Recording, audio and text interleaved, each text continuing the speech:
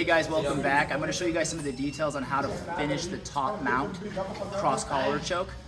Aí, ô Marquinhos, toma aqui que isso aqui é da Gabi, ó. So, this is a very dominant position here when you're making this attack, and one of the most common attacks is, the good old cross collar choke. So I'm going to show some of the details I like on this to actually finish this.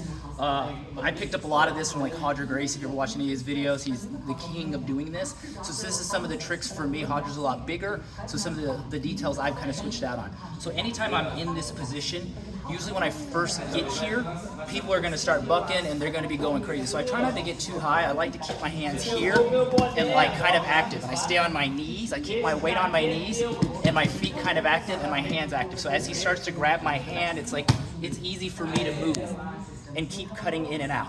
So the first thing I like to do is I'm going to take my left hand. You could be right hand, it's whatever you feel I like to do with my left hand. And I try to put my hand flat on his chest here.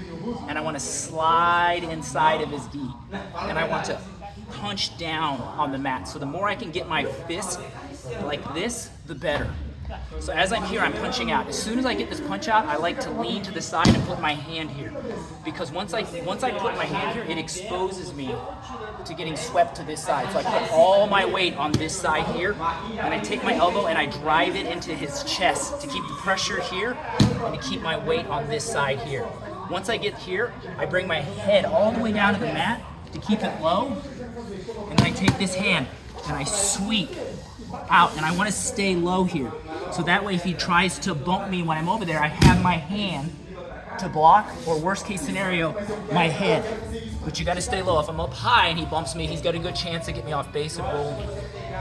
So roll your hand out, stay low, low, low. Once I get on the side, I stay here. You want to take your thumb and I punch it inside of his collar, right here on the side. I punch it right here in the collar and I stay here. When I'm here, I use this to crank his head down, and then I readjust. And then one big burst, I burst up on this side here. Now the big thing on this, when I do burst up, I get to this point and I don't choke. I just kind of hang out here. And I wait for him to bump me in a certain direction. Usually if I'm leaning this way, they're gonna go that way. I let them do it. So what happens when I do it, I base out and I hit my head on the mat. When I do that, I get on my tippy toes on my feet and I drive. And I try to pretend like I'm dragging his head across the mat. So once I'm here and he bumps me, here, I get here. And then I get on my feet and I take my hands and I drive his face in the mat. It puts all the pressure here and it drags it all in the face here.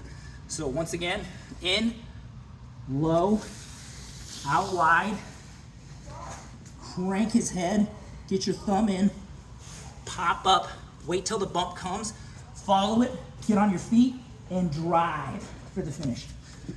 Thanks, stay tuned.